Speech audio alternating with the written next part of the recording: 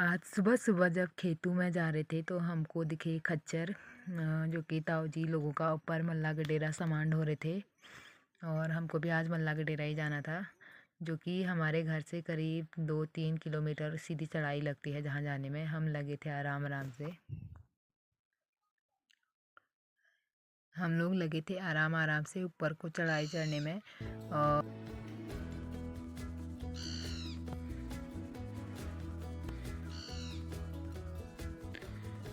मौसम की अगर आज बात की जाए तो पूरे आसमान में बादल थे, और कभी धूप कभी बादल, ये वाला मौसम आज हुआ था। जब से पहाड़ों में काम लगा तब से मौसम के कुछ यही हाल है, कभी बरसात कभी धूप। लोगों को परेशान करके रखा है मौसम ने, क्योंकि गेहूं हुए हैं सबके, तो लोग बहुत ही परेशान हैं मौसम की वजह से।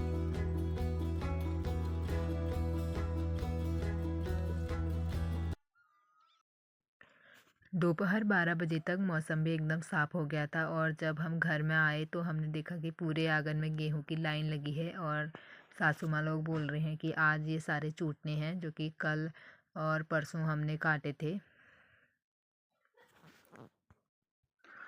उसके बाद क्या था, हम लोग लेके आए पत्थर और करने लगे अपना काम। चूटना तो चूटना ही था, तो हमने सोचा क्यों ना जल्दी जल्दी चूट लिया जाए।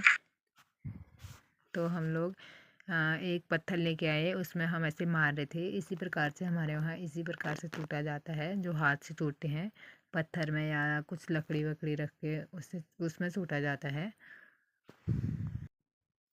पहले तो हम अकेले लगे थे, लेकिन अकेले काम हो ही नहीं रहा था, हम कर ही नहीं पा रहे थे, बस हमको थकान ही थकान हो रही थी। तो हम सोच रहे थे कि काश कोई आए और हमारी मदद करते। तो तभी मेरे देवर जी आ गए और लेके आए अपने साथ रामू और श्यामू। उन दोनों को देखने के बाद हमारी खुशी का कोई ठिकाना ही नहीं रहा, और हमने जल्दी जल्दी बना दी उन दोनों के लिए चाय। उनको चाय पिलाने के साथ साथ हमने भी एक पाव की गिलास लगाई मुँह में और चाय पीने लग गए। तो ताई जी भी आ गए मैदान में। ताई जी भी कह रहे हैं कि अब मैं भी जोर दिखाऊंगी, तुम लोगों से कुछ नहीं होता है, तुम लोग किसी काम की नहीं हो। चाय पीने के बाद हमारी सीट हमने दे दी रामू भैया और उनके दोस्त को। अब वो लोग चूटने लग गए, और सासू माँ भी लग गई यहाँ पे वो पराली जो नौ होता है गेहूँ का, उसको अलग करने में। और मेरी देवरानी जी भी उसी को अलग करने में लगी हैं। और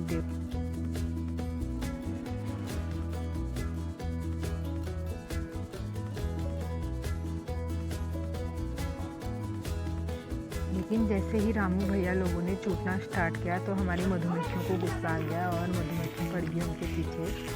और मधुमक्खियों ने रामू भैया को तो बहुत ही काट भी दिया, 2-3 जगह काट दिया, और मेरे देवर जी को भी काट दिया, और ससुर जी को भी, मतलब सबको काट ही दिया। मधुमक्खियों को बहुत ही गुस्सा आ गया, क्योंकि मधुमक्खियाँ अंदर बाहर अपना काम कर रही थी, तो उनको परेशानी हो रही थी, और गेहूं के दानों से उनको लग रही थी, और वो गिर जा रहे थे ज़मीन में, जिससे कि वो मर भी जा रहे थे कुछ।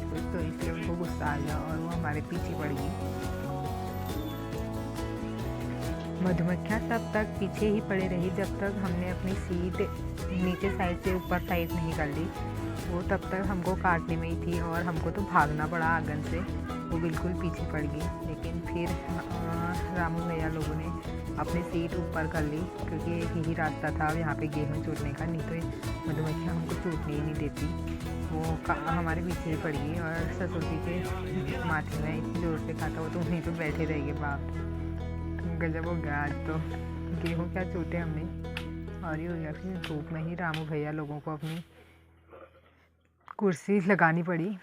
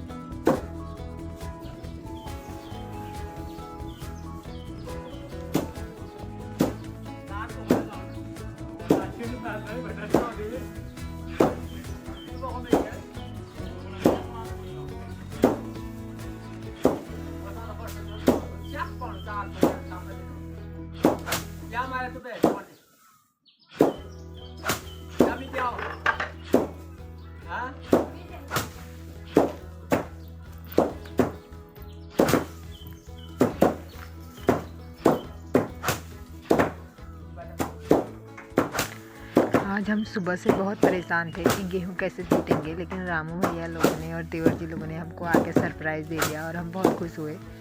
तो आज का काम हमारा फाइनल हुआ। अब हमें इसकी सफाई करनी है गेहूं की, क्योंकि चोट तो इन लोगों ने दिया ही है।